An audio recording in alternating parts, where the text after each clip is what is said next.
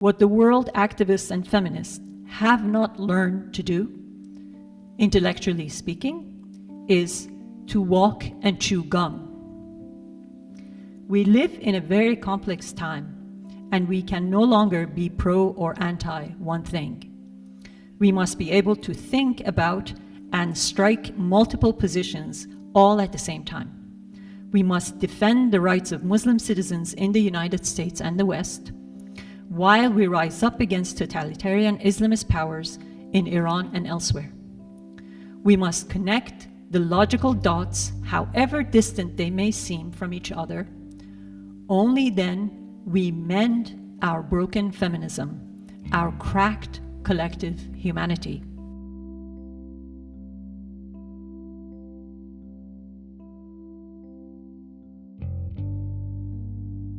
So good evening and welcome to the first event of the spring semester of the Lowell Humanities Series, a Boston College tradition that stretches back to 1957 and has brought to us a wealth of distinguished writers, artists, performers, and scholars. This evening's lecture by Roya Hakakian is part of a year-long series on contemporary Iran realities and prospects for the future, generously funded by the Institute for the Liberal Arts and with many co-sponsors across the university. In addition to support from the Lowell Humanities Series and the Institute for the Liberal Arts, this evening's lecture is co-sponsored by the International Studies Program and the Islamic Civilization and Societies Program. With no further ado, it is our delight to welcome this evening Roya Hakakian, an Iranian-American writer, journalist, and public speaker who is known for her op-ed pieces, essays, and book reviews that have been published in the New York Times, the New York Times Review of the Books, and The Atlantic, among other prestigious publications. She has been a guest on a variety of principal networks and radio stations, including CNN, MSNBC, and NPR, and she has collaborated with CBS 60 Minutes and ABC documentary specials. She was the recipient of a Guggenheim Fellowship for her nonfiction writing and is also the author of 2 collections of Persian language poetry. She's a founding member of the Iran Human Rights Documentation Center and has served on the board of Refugees International. She's currently a fellow at the SNF Agora Institute at Johns Hopkins University, so clearly she is someone with a variety of interests and insights and whose voice is sought and heard in many circles. Roya's writings address difficult topics: exile, displacement, political and religious persecution, and the struggles of people, especially women, against authoritarianism. Her books include her memoir, Journey from the Land of No, A Girl Caught in Revolutionary Iran, and it was that book that propelled her to international attention. It has been translated into multiple languages. Her other books include Assassins of the Turquoise Palace, which, although a nonfiction work, has skillfully combined investigative journalism with suspenseful courtroom drama reminiscent of a good thriller. It was named one of the New York Times' most notable books of 2011. Her latest book, A Beginner's Guide to America for the Immigrant and the Curious, has been called a contemporary Tocquevilllian account by the Wall Street Journal and the Boston Globe. Roya is often described by others as a writer and a journalist, but she's made the argument that immigrant and naturalized U.S. citizen describe her best, given her background as someone who came to the United States in 1985, barely in her 20s, as a refugee fleeing tyranny, religious persecution, and rising gender violence in the aftermath of the 1979 revolution in Iran, all points that she noted in her testimony before the U.S. Senate Committee on Foreign Relations in the aftermath of the 2022 murder of a young Kurdish Iranian woman, Mahsa Amini, who was arrested by the morality police for purportedly not wearing her hijab properly and brutally murdered while in the custody of the same morality police. Roya's testimony and articles on the hijab revolution in Iran and ongoing attention to the challenges women face, and even more importantly from my perspective, Iranian women's creativity, leadership, and vision for a different future for Iran, rooted in respect and full participation in a democratic civil society, were what drew my attention to her as I was planning this year-long series on Iran. So it is my pleasure to welcome her here tonight, and I look forward to her insights on the challenges and prospects for the future for Iranian women. Please join me in welcoming Roya Hakakian to Boston College.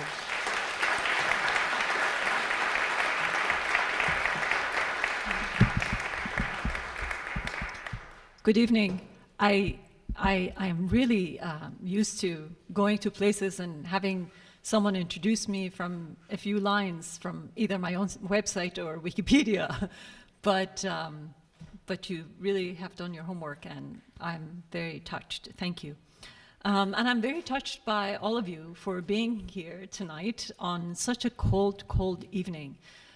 Thank you for leaving the comfort of your home to come and engage in a discussion about Iran, a problem that seems to have been here for at least the past 30 plus years. So I'm grateful to see all of you. And as my hosts know, I love people. I spent most of my time writing behind my desk. So when I get out to see audiences, I enjoy taking questions. I love hearing from you. So I look forward to our conversation later this evening. So the good thing, and perhaps the bad thing, maybe it's a mixed blessing, about this talk is that when I was asked to give it, it was a year plus ago, and things were going relatively well in Iran, or as well as they could. The demonstrators were on the streets, and there was attention on the actual movement on the streets in Iran. And since then, so much has happened, both to the movement that seemed to have so much momentum when I was first contacted to give this talk, both inside Iran and outside of Iran, but all somehow pivoting, revolving around the issue of Iran. So as the time drew near and we were looking at everything that had changed, we had to reconfigure what I was going to say. We changed the topic, but then Sylvia, who has been in touch with me, said, but don't change the topic too much, but just a little to tweak it. So we've been going back and forth. And it's a little bit of what I was supposed to say. It's some new stuff. And at the end, I look forward to filling in all the blanks that I possibly failed to bring in to this discussion. So I will be telling you several stories today. It's a humanities lecture, after all, not a STEM lecture or a class on coding. And if we can't tell stories during a humanities lecture, then what is the use of this very impractical and unprofitable field of ours?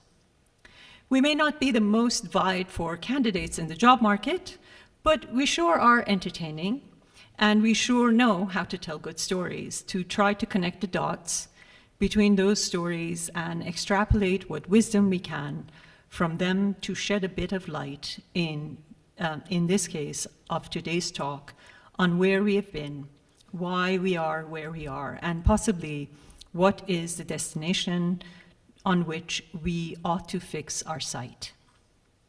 This is what I will try to do. And if I fail, please don't tell me, because it's too late for me to turn to STEM or coding. So here goes story number one. Once upon a time, in 1955 to be exact, a 14-year-old black boy from Chicago decided to go down to a town called Money in Mississippi to visit with his uncle's family. 3 days after he had arrived in town on a hot day in late summer, having spent the hours before picking cotton under the blazing sun, he and a group of teens go into a store to get some refreshments. The boy had come into a white-owned store. This is the Jim Crow era. He bought some bubble gum, but it is unclear what exactly he did next. Whether he flirted with the owner's wife, or whistled at her, or touched her hand. Whatever it was, in the eyes of the town's segregationists, it was improper conduct.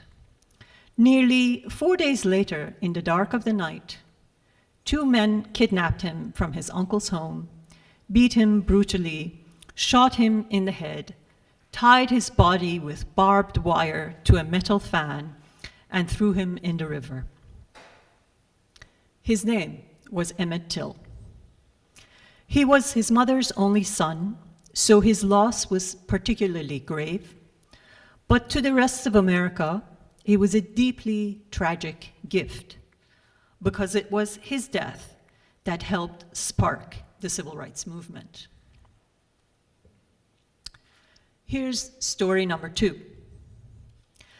Once upon a time, in 2022 to be exact, a 22-year-old girl from Saqqez in the Kurdish region of Iran came to visit her relatives in the capital, Tehran. 3 days after she had arrived in the city, on a hot day in late summer, she and her brother got on the metro. This is Iran under supreme leader's laws, where women are, for all intents and purposes, the lesser citizens. The most overt symbol of the secondary status is not manifested in their skin color, but in the mandatory dress code laws, or the hijab laws, that is imposed on women. The minimum of these hijab laws require that women wear a headscarf, a long raincoat-like uniform to cover the contours of their body. But there is more. Of course, there is a veil that can go over all that. It is unclear what aspect of this dress code she was violating on that day. Whatever it was, whether a button or 2 on her uniform were undone, or whether a few strands of her hair were peeking out from under her scarf, the authoritarian overlords, the morality police, believed it to be improper dress code. They arrested her, beat her brutally, fracturing her skull until she slipped into coma. 3 days later, in a fluorescent-lit hospital room, hooked to many tubes and lines, she died. Her name was Mahsa Jina Amini. She was her mother's only daughter, so her loss was particularly grave. But to the rest of Iran, she was a deeply tragic gift, because it was her death that sparked the largest peaceful protests against Iran's theocratic regime since its inception in 1979. We all know that great movements must always have exemplary leaders, but they must also have exemplary victims. Both Emmett and Mahsa were exemplary victims. They were both very young. They were both innocent. They were not innocent simply by the virtue of their youth.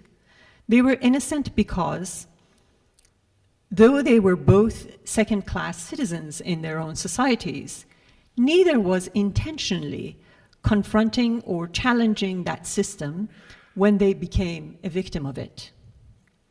Neither had picked up a gun, or had a placard in hand, or belonged to a political group or party. Their innocence, therefore, manifests in the idea that they were, in fact, the most ordinary among their people. And in their perfect ordinariness, they were exemplary. Emmett could have been any Black American's brother or son. Mahsa could have been any Iranian's daughter or sister. That is why they were able to garner widespread sympathies in their own era, and were able to bring together their previously divided nations in grief, anger, and hope. Hope for fundamental change. I call these exemplary victims also twilight mortals. not simply because they died before they had reached the other side of adulthood, but primarily because they are the people in whose plight our society intersects.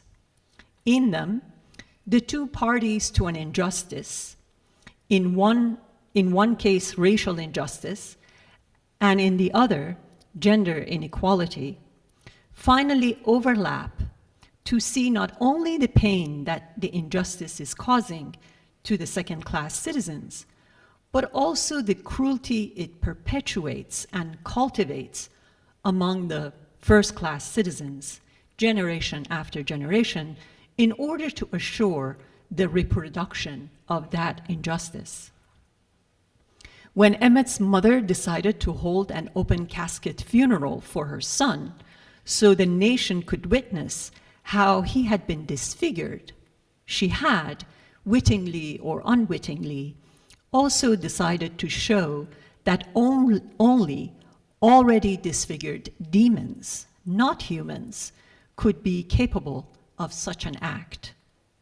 Under those circumstances, suddenly reproducing the cycle of violence becomes a very taxing proposition. This is a very critical moment that always has to come before any tyranny comes apart at the seams, when it sees its own inhumanity and sheer ugliness in the humanity of the subject it is ruling over. One of the many stories of the Holocaust is about a Nazi soldier who sees a Jewish woman who he's about to shoot is busy praying. He has pointed his gun at her, but she's mumbling. He asks her what she was praying for. The woman says, "I'm saying a prayer of gratitude." The soldier asks, "I'm about to kill you. What is it that you can possibly be grateful for?" The woman responds, "I'm thanking God for not making me like you." This is the power of twilight mortals. They have the capacity to expose the experience of the victims, the wrongness of what they're going through, but also the toll that that brutality takes on those who inflicting that brutality, disfiguring both parties, each in their own way. The killing of Emmett Till became a catalyst for the civil rights movement, and slowly but surely, white Americans realizing that their society cannot be truly democratic or fulfill any of its great promises unless it upholds the rule of law for everyone, join the cause. In Iran, in the movement that is now known as the Mahsa movement, and began in objection to the mandatory dress code laws, men were there beside women.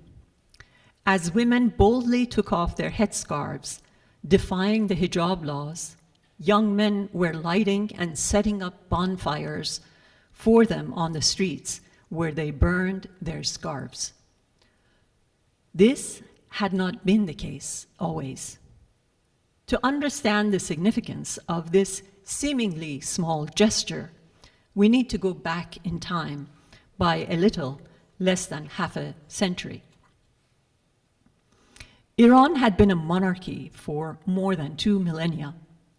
The last king of Iran, Shah Mohammad Reza Pahlavi, and his father had done a great deal to modernize the country. One of those great steps he took to modernize the country was to bring women into the job force. And part of what it took to have women participate in the job market was to free them of the shackles of the Islamic dress code. The monarchy gave women the right to appear in public as they wished. Those who preferred to cover their hair and dress according to the Islamic law did so. Those who preferred to go without were also free to do so. In other words, women in Iran gained choice. This is a word to which I hope to return at the end of this presentation. It is a word that is as much at the core of feminism as is the word right.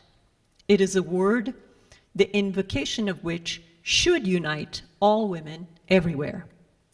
And it is the tenet that I believe has broken among feminists.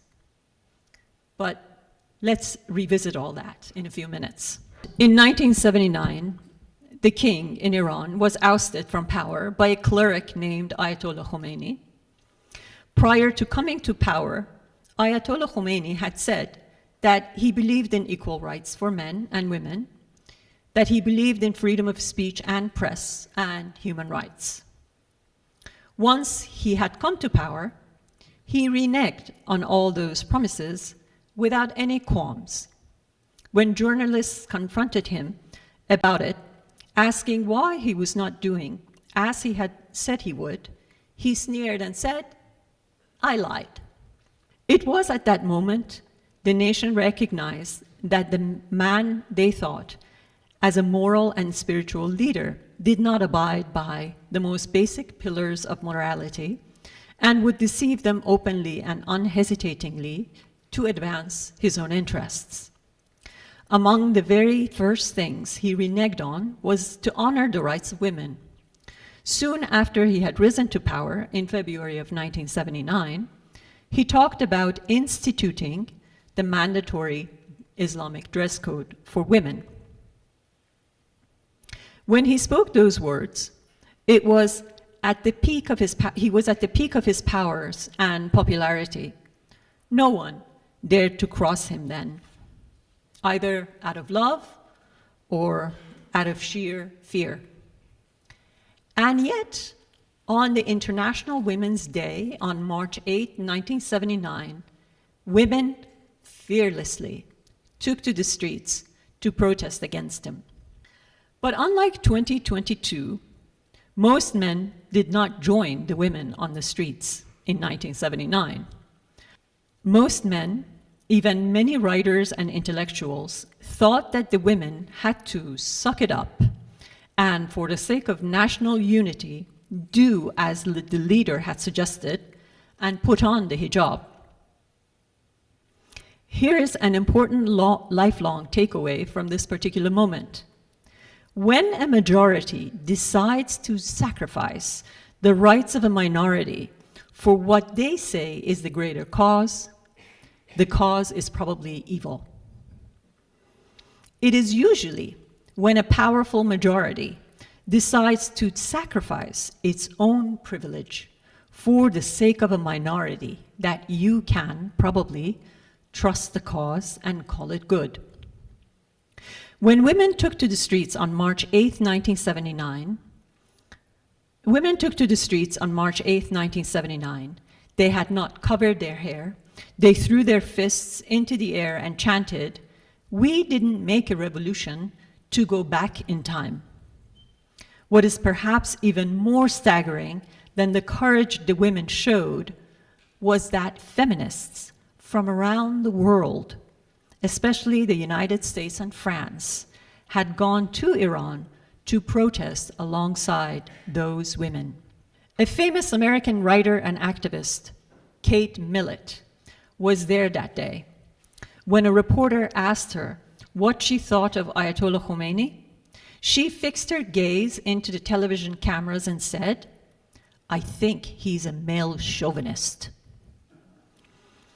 This is probably one of the most historic, but sadly last moments of solidarity that the world feminists showed in support of Iran's women. Kate Millett was arrested that day and subsequently sent back to America. She was deported. Though the protest had been a strong show of power, it only delayed the institution of the mandatory dress code laws by a couple of years. It could not prevent it. The Ayatollah had everyone convinced that this resistance against foreign powers, US imperialism especially, would not succeed unless the nation could make sacrifices. In the case of women, The sacrifice was to help unify the country and fall in line. So it happened. You may be wondering what that was like in real time, on the ground, for the women and girls in Iran. I can tell you, because I was there, in real time, on the ground, in Iran. I was in junior high school, and one day, in the middle of a lesson, the bell rang, the hour was odd. Over the intercom system, we were all called into the lunchroom of our school, which was the basement, and, when necessary, it served as an auditorium and amphitheater too. On the makeshift stage of the lunchroom, a woman in the most serious Islamic dress code we had ever seen, the scarf, the uniform, pants, closed-toed shoes, and a veil on top of all of it, was pacing up and down with a bullhorn in her hand. Our principal, standing at the foot of the stage in a corner, looked positively ashen, like she had seen not one, but several ghosts. Once we had all taken our seats, she raised the bullhorn to her lips and introduced herself as our own new principal. The whole thing should have terrified us, but thankfully we were 13, 14, and 15, and were instead highly entertained. So I borrowed this passage from my memoir, but because it's relevant to the issue of hijab, I decided to read you this short passage, which is my reconstruction of the first speech this woman, our new principal, gave to us. My dear sisters, daughters of our great revolution, it is now time for you to learn about the delicious topic of corporeal sin. Yes, my sisters, young and innocent as you are in your pubescent splendor, you're also diabolical and no less. Duty compels me to warn you of the perniciousness you all possess. You do possess it, and you don't even know it. Abomination lurks under your innocence. Oh, how loathsome it is, how lethal. More baneful than the hatchet of the Satan himself. Oh, my sisters, I will walk on hot coals, throw myself in the way of eternal whirlwinds, die before I allow you to let loose, unknowing as you are, the evil, the apocalypse that only you could bring upon us. You're certainly wondering how on earth you are capable of drowning everything in eternal darkness. You're asking yourselves, of what apocalypse is our beloved principal speaking? She referred to herself as our beloved principal all the time. Ah, but I tell you, I speak of the apocalypse of your hair. Yes, hair. Such a simple word, so seemingly dead and blameless. But my dear girls, blameless it is not. It is continuously scheming to reveal itself, peeking out of the scarf, even from under the veil. It peeks not to reveal itself to me or you or your peers in this room, but to a man. You heard me right. Your long, beautiful hair is the very snake that deceived Eve, who then deceived Adam. That vile reptile never stopped. Hundreds of years later, it still deceives. One glance at your hair, even a strand of your hair, is enough to turn any man into an irredeemable wanton, into a unicorn beast with a unique intention, each of his heinous tissues in unanimity, its projectile moving in a unified direction, that of sin. Once the beast unleashes itself upon your innocence, you're not a child of Allah anymore. You're a child of Satan, and appropriate to your kinship, you deserve to receive a hail of stones and nothing less. You ask yourself, how does our sister, our mother and advisor, our new principal, wish us to behave? And then she goes on and on and on to give us instructions about how to wear our new Islamic dress codes. Anyway, it's all in my memoir. I read this to you not just to share a funny and not so funny bit with you. I also read it to remind myself and you that what killed Mahsa Amini in 2022 had begun much earlier, and it had ruined the lives of countless women long before it had reached her. From the time of the speech the principal gave at our school to the time that Mahsa Amini was killed, nearly 40 years had passed. But when I saw her face, framed by her dark hair, lying comatose on the hospital gurney, I saw my own face in hers, and I knew that what happened to her could have easily happened to me, and that it was as if that 40-year abyss did not exist between us. I understood that day that authoritarians don't just kill people, they also kill time. My hero, George Orwell, wrote in his poignant book, 1984, "Who controls the past, controls the future. Who controls the present, controls the past." Under authoritarianism, all these three things, authored by the same powers, become one. In the case of Iran, the past and the present have been under such firm control that they have dissolved into each other and have become one and the same. The obstacle that stood in the way of women, the tyranny, had blocked the way of the future. Women in Iran were living the same life over and over. Mahsa Amini is the future I would have had if I had continued to live in Iran. She is my present. Our lives are frozen, and so are our times. It should have been clear in 1979 and soon after why the revolution that had taken place was not going to lead to greater freedom or democracy, as many had hoped.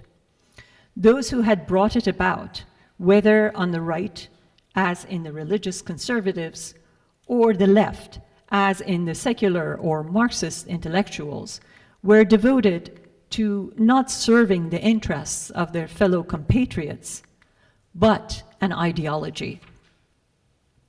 Each envisioned a utopia of their own.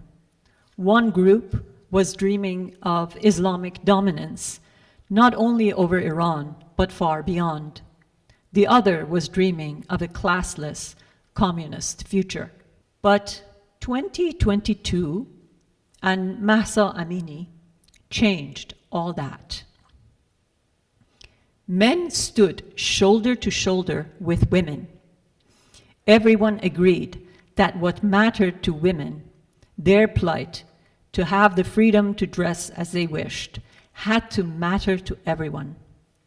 That the demand of the minority was not too small, and nor should it be sacrificed for some other grander purpose. What the women needed had to be what everyone needed, and only then could everyone entertain greater ambitions. This had not happened before. Here's another thing that had not happened before. Mahsa belonged to the highly marginalized ethnic Kurdish minority in Iran. It had been years since the plight of a Kurdish Iranian had been embraced by the whole nation. But in September 2022, it was a Kurdish girl whose face was the face of her struggling nation. Another highly distinct feature of the 2022 movement was that the protesters' gaze had turned inward. They were not looking to blame America or any foreign powers for their problems, as the revolution had in 1979. They were not anti-American like their predecessors. One of the chants of the protesters was, Our enemy is right here. They lie when they say it's America. They were no longer burning US flags or the effigies of Uncle Sam. They were only burning the images of their own leaders, tearing up their photos from their classrooms and textbooks. In fact, they no longer wanted to define themselves by any of those past hostilities, except one hostility they reserved for their own leadership. That, too, was a significant change of tone between the protests of 2022 and the ones that had come before. Over the years, people had taken to the streets demanding higher salaries or better jobs or lower fuel prices.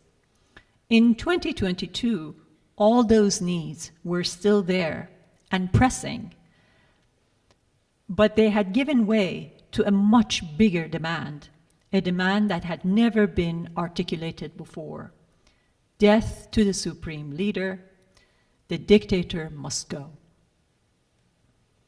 All the red lines that no one ever dared cross in the past was crossed this time, but there was no expression of enmity otherwise. It is deeply uplifting to see a people leap over the threshold of hate into the territory of hope, from an incessant preoccupation with the past into the future, from being victims of some other greater powers into agents of their own destinies. All these were on perfect display in 2022. The most telling sign of all that had dramatically shifted was the movement's central slogan: Woman, Life, Liberty. Zan, Zendegi, Azadi. I hope in this you can hear the echo of the familiar life, liberty, and the pursuit of happiness. The protesters had only replaced the pursuit of happiness with woman. They understood that no society could possibly pursue happiness without first assuring the rights of 50% of their population. This was the closest a contemporary movement in Iran had come to being truly democratic. That spirit was also captured in the famous anthem of that movement, Baraye, or For the Sake of, which many of you have heard and which won a Grammy, though its singer and songwriter was immediately arrested after it went viral. Please go to YouTube if you don't know the song and listen to Baraye by Shervin Hajipur. But to give you a taste of the song, first I have to tell you how the song came about. In the beginning, immediately after people had taken to the streets, there was a post on social media asking people, why should people, or why do you as an Iranian want this movement to succeed? And there were thousands and thousands of posts by various people in which everybody articulated what, for the sake of what they wanted the movement to succeed. I wrote one post and I said, for my father, who thought, regardless of where he went, anywhere in the world, including America, that the most beautiful place was his village, Khonsar, where he was born and raised. It was very annoying, actually. We used to take my father to the most beautiful restaurants, the most beautiful sites, and we would ask him, is this better than what you remember your birthplace? And he would say, no, my Khonsar, this town where he was born, which is actually a big city now, was the most beautiful, the best place, the best air, the best food, the best everything. So I said, my post was for the sake of my father. But as the, these, for the sake of what was it that people wanted the protests to succeed, kind of gathered momentum and became a heap of requests, the songwriter put a lot of them together into a single song. And, and these are some of those. For dancing in the streets, obviously, because dancing is banned in Iran. For the fear of kissing. Kissing, obviously, in public is banned in Iran. For my sister, for your sister, for our sisters. For changing the rotten brains. For the shame of inability to provide. For being penniless. For yearning for a just, normal life. This term, normal life, is very, very key, because under the authoritarian regime that Iran is, all ambitions are very big. Nothing is small. That normal life in its daily size is nothing that the regime has ever advocated for, has ever ever thinks that is worth dreaming of or building, but there are bigger, much larger ambitions out there that are always being peddled as being worthy of dreaming of. So the idea of, for this normal life, a normal life is a very key thought in the song. And on the issue of poverty, there is this line: for the dumpster diving boy and his dreams, for this planned economy, for this polluted air, because the mismanagement of the natural resources and the environment has turned Iran's air into one of the most polluted in the world. For the massacre of innocent dogs. Why dogs? Because dog ownership is banned in Iran, because dogs are deemed dirty in the Islamist view of Iran's leadership. Please note my emphasis on the term Islamist as opposed to Islamic, to make the important distinction between a dangerous ideology and a religion. For these never-ending tears, for the smiling faces, for the students, for the future, for this heaven being forced on you, the divine ideology that's always looking skyward as opposed to at life, at the ordinary life that's going on, for all the empty propaganda chants, for the houses in rubble, collapsing like a house of cards, for the yearning for peace, for the sun after long nights, for all the pills for nerves and insomnia. People are depressed, they're under a lot of stress, so it's become very common for Iranians to use antidepressants. For women, life, freedom, for freedom, for freedom, for freedom. I just chose some of the lines, but the song goes on and on. There are many factors that must come together to make a movement successful. For Emmett Till, one of those important factors was the existence of an American Constitution in which the fundamental ideas, the right to life, liberty, and the pursuit of happiness for all, and the equality for everyone under the law, was already written.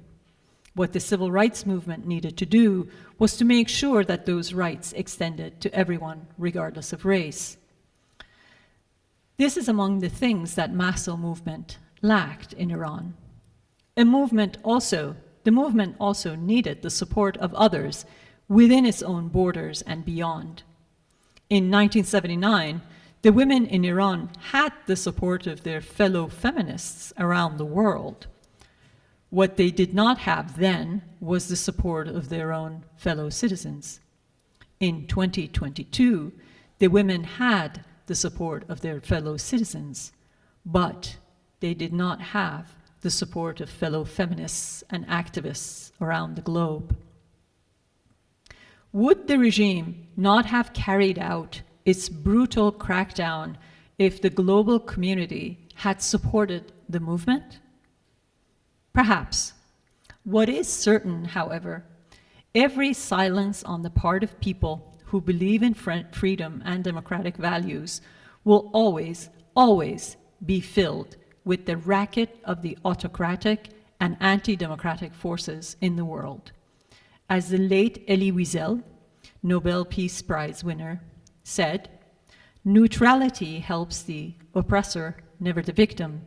Silence encourages the tormentor, never the tormented." And thus, a devastating crackdown began. 20,000 were arrested. Hundreds died on the streets or were executed. Hundreds more were blinded by snipers who had targeted the protesters' eyes. Then came a report by CNN that women who had been arrested were being raped in prisons. These words are unseemly to speak. They are unseemly to hear, but I need to say them once more. The women who had been arrested for breaking the dress code laws and offending the morality protocol were raped by the law enforcement in prisons of those who were the guardians of morality. Can we take a moment to collectively marvel at the boundless absurdity of this? The very people who call themselves the champions of the Muslims in the world, the supreme leader who calls himself the Pope of the Shiite Muslims everywhere, is the man under whose watch women were raped in prisons because they had acted immorally by taking their headscarves off. Why were the feminists and activists around the world not on the streets protesting in support of the women in Iran and the movement for choice and for equal rights? And when those women were raped in prisons, why were there no protests against this crime? Why the solidarity we saw from global feminists in 1979 was no longer there when the movement was so much more in need and so much more mature, and by all accounts, so much more democratic? There are several reasons for this, but I believe the most significant reason is that, well, feminism is broken. It is broken because it has become incapable of making some very simple but nuanced distinctions, including the one I just made here, the difference between Islamism and Islam. Islamism, as in a lethal, totalitarian ideology, no different from any other we have seen in the past, as opposed to Islam, a religion, the faith of so many people in the world, like so many other people of faith. Because Islamism disguises itself behind the facade of religion, most people worry that their criticism of Islamism may be confused with a criticism of Islam. This facade is the most important tool the tormentors of women in Iran have had at their disposal. They know that their religious mask neutralizes all the people who would otherwise be sympathetic to their discontented population. It makes sensible non-Iranians who should immediately say, this is wrong what they're doing to their women, to instead say, well, they're very different people than who we are. They're exercising a very different religion, and maybe this is just their tradition.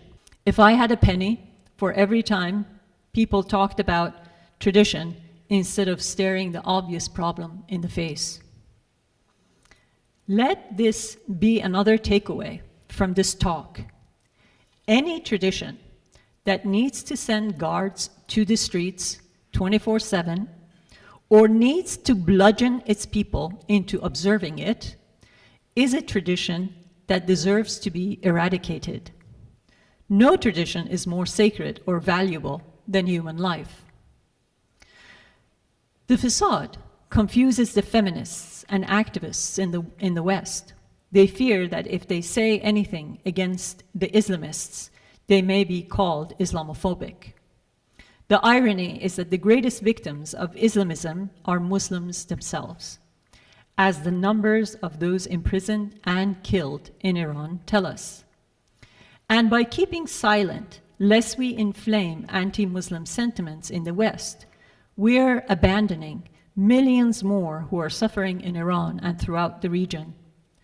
To put it most crudely, what the world activists and feminists have not learned to do, intellectually speaking, is to walk and chew gum.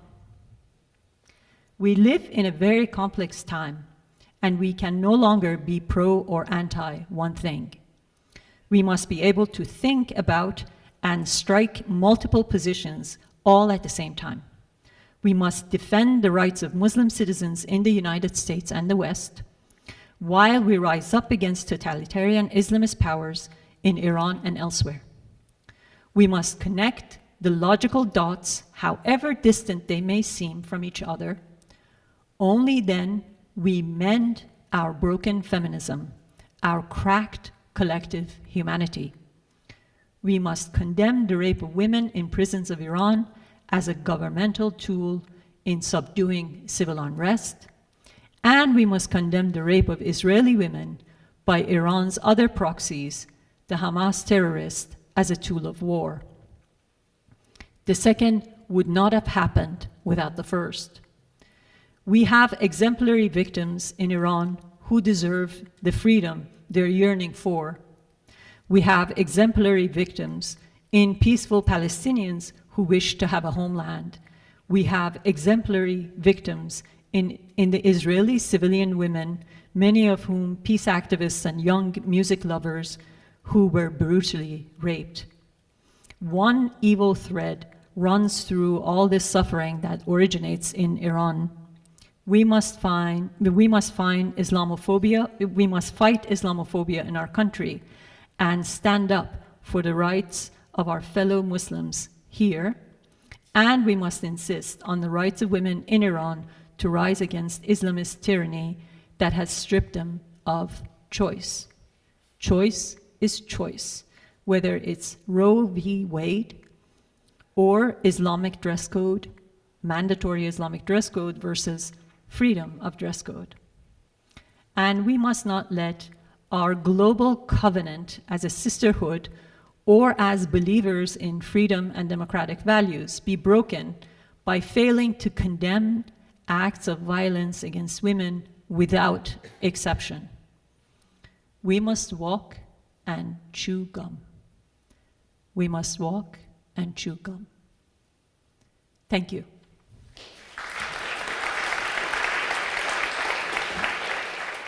Salam Khanum Hakakian. Hello, Ms. Hakakian. Thank you for spending your time here at Boston College. My name is Helia. I'm a freshman studying international studies and computer science. And my question for you is, you have centered your speech around the depressing path and the truthful present of Iran. But do you see a chance for women, like Iranian women like myself, to return to our motherland and experience the past that your father had in our beautiful villages and cities? Thank you. Well, certainly I wouldn't be giving this talk if I'd given up hope, would I? No, I am hopeful. But I think part of what that hope requires is a recognition of the interconnectedness of all of our destinies to each other. I think China, Russia, and North Korea understand that. That's why they're helping each other. Iran is giving drones to Russia to bomb the Ukrainians. So there is a solidarity between all these authoritarians. I think one thing that's essential to happen for you to return, and my father can no longer do so, but for all of us to have any hope is for a new sense of global awareness that we need to come together, that just as we fought COVID together, that there are other threats just as dangerous and just as lethal that cannot be eradicated unless we insist that certain principles everywhere all the time must be upheld and certain rights belong to everyone, including in Iran, the right of dress code for women. So part of it is not just dependent on what the Iranians do, but what the international community begins to see as the new predicament, the new dilemma of our, post-Cold War era. Hi, thank you for speaking. My name is Quasi. I'm a philosophy major actually from Boston University, so I took the trip here to hear you speak. Well, thank you. I was thinking over your kind of like distinction between what you would call the Islamism and the Islam as a religion, and you kind of alluded to the fact that, or not so alluded to the fact, you kind of pointed at the fact that we need to walk and chew gum at the same time, as in fighting Islamism and advocating for Islam. But I was just a little bit, I was wondering, how does one continue to fight Islamism and advocate for Islam when oftentimes the loudest voices in the anti-Islamist movement are oftentimes deviate towards being Islamophobic? And at the same time, when we are standing up to the clearly authoritarian and brutal regime of Iran, how do we criticize their actions without necessarily violating the right of the Iranian government to govern themselves in a way that they see fit in their theocratic values? So I'm curious to hear your response to that. Mm-hmm. Thank you for coming all this way, first of all, and I hope you find Boston College as friendly as Boston University. We had a conversation earlier, and one of the things I spoke about was that in April of 1979, just a few weeks after the victory of the Islamic Revolution in Iran in February of 1979, there was a national referendum with only one question offered to the population, and the question was, do you want an Islamic Republic, yes or no? And over 90% of the population, I'd say over 95% of the population said yes, right?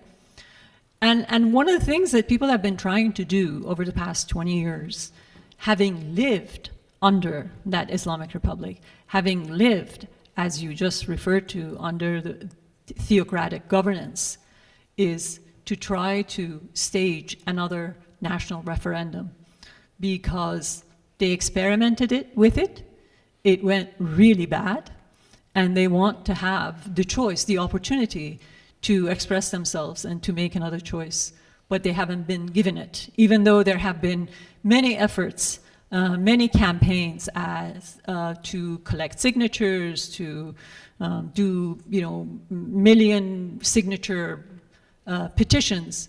None of it has succeeded. So the first is to say that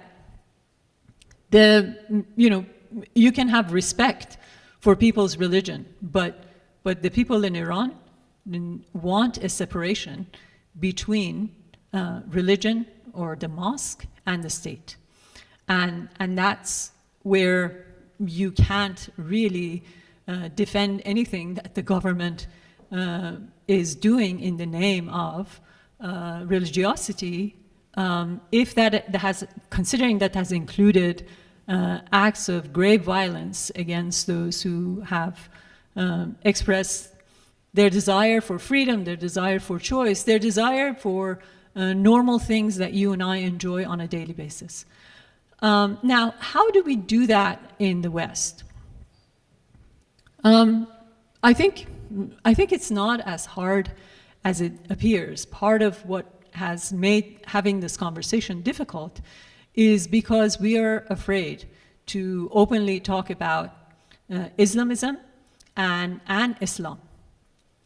And it didn't begin recently. It began, at least as far as I can remember, or I became aware of it, in 1989, when Salman Rushdie published his famous book, The Satanic Verses.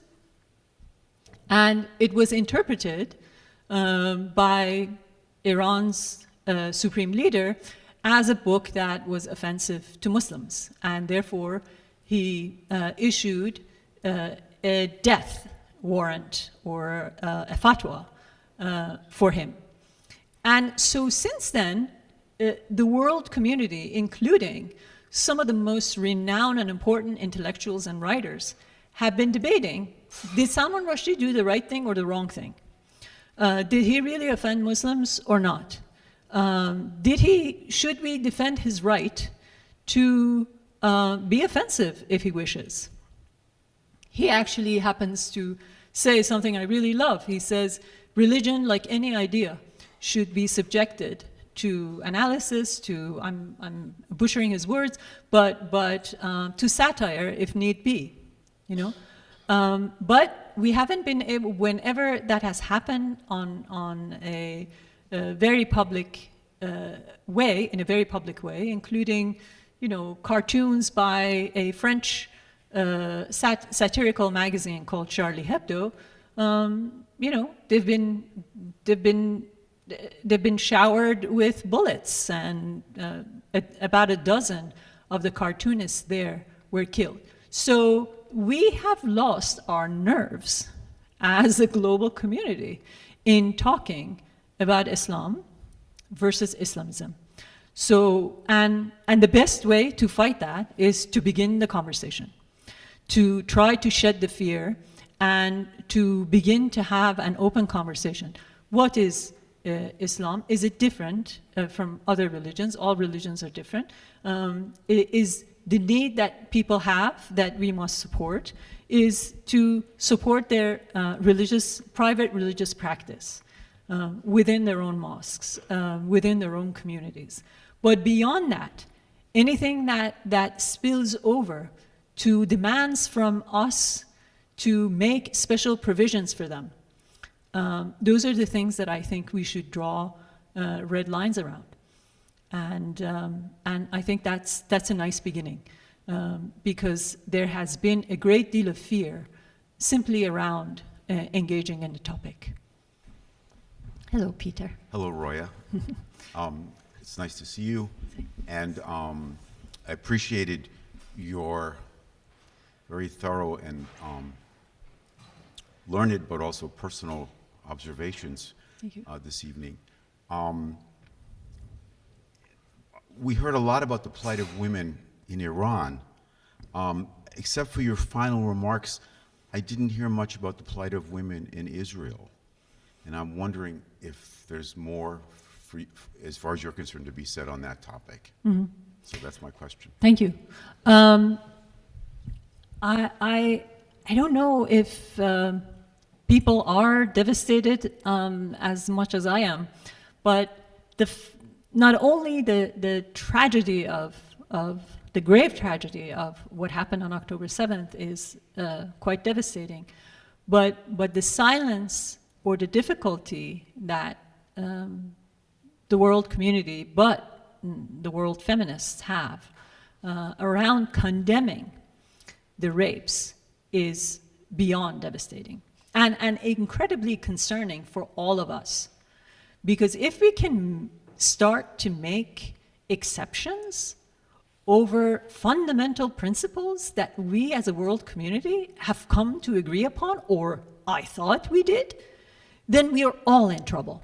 Because we know, and you know, in the words of Rabbi Lord Jonathan Sacks, someone who speaks more eloquently than most, the problems, the hate that begins with Jews never ends with Jews.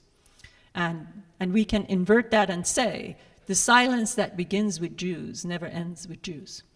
So if we cannot break the silence over something incredibly obvious and I would call an achievement for our civilization to have come to the conclusion that these are acts that ought never to be allowed and never to be part of the way we interact with each other, especially women, then we are all in trouble.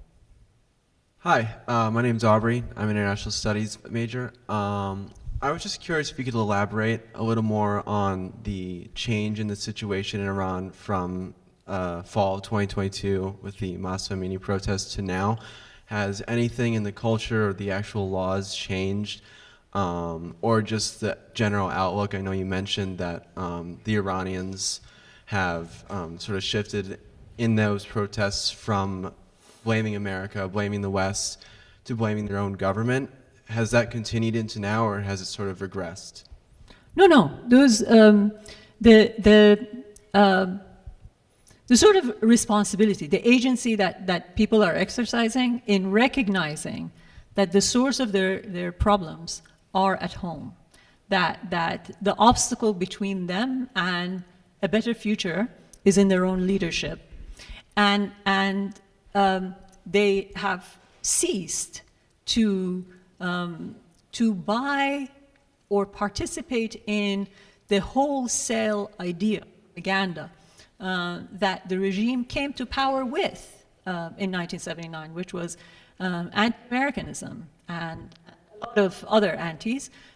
Those are no longer part of the Iranian protest movements. In fact, it has lots and lots of really wonderful, uplifting manifestations. For instance, there are American flags and Israeli flags that have been painted in front of the, at the entrance of schools and universities.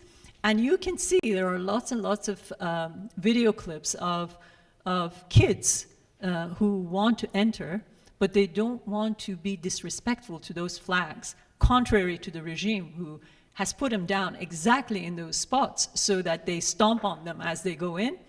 You can see from these videos that they go around and then enter.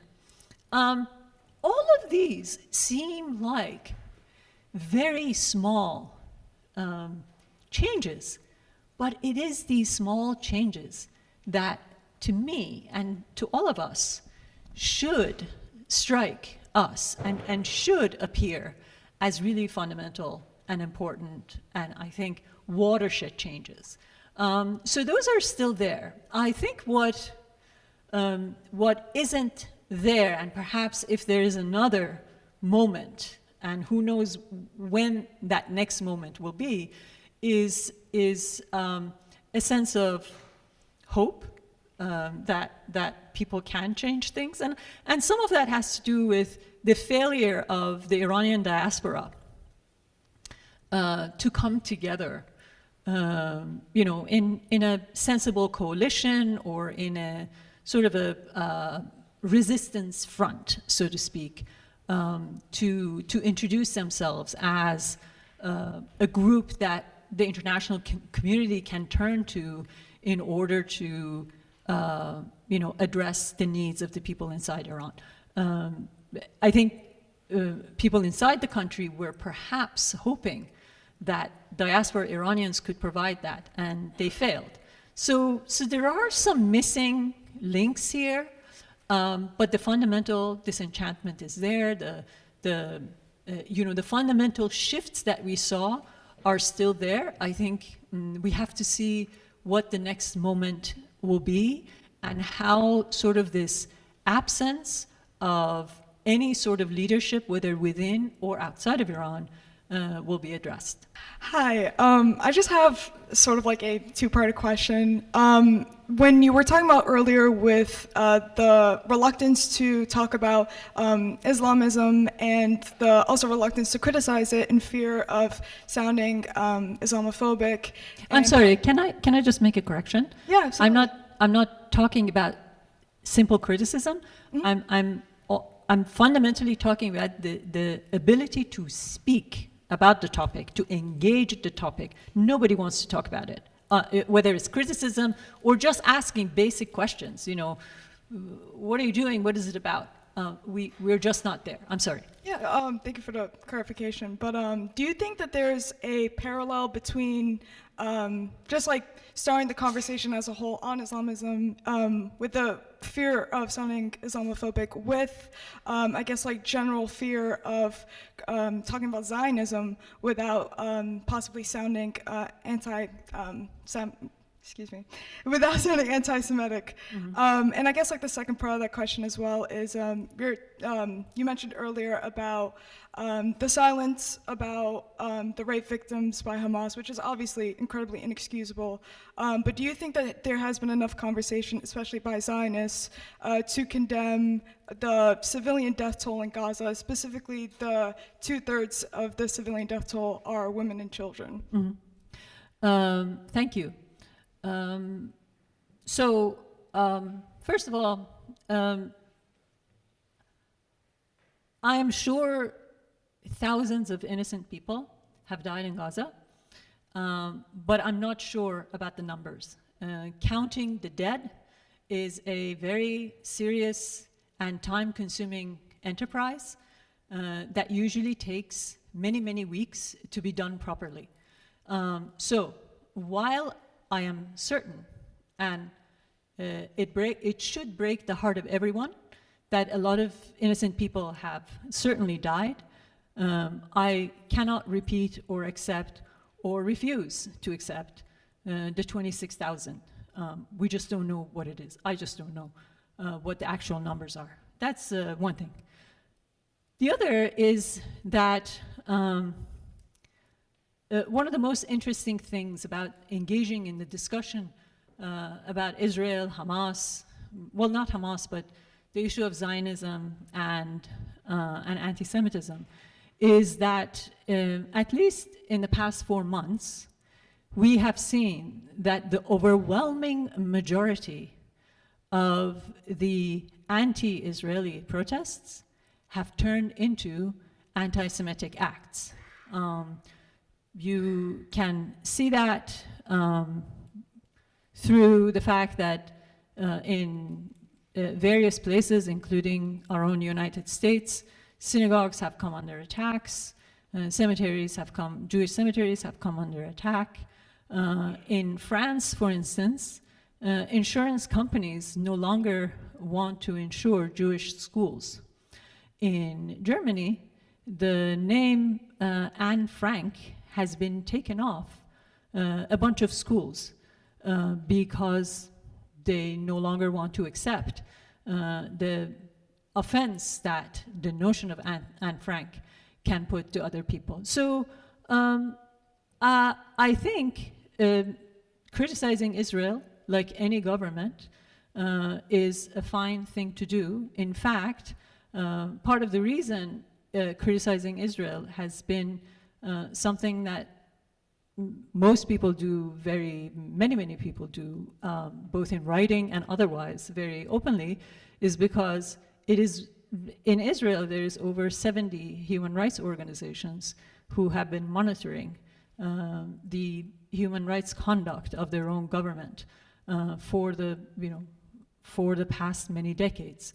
And part of the reason why we have the reports of what goes on in Israel in prisons to the Arab minority and others is because of the work and the constant criticism of the Israeli human rights organizations that are functioning within Israel, which do not exist in the Arab countries in criticism of themselves. That practice doesn't exist among those countries.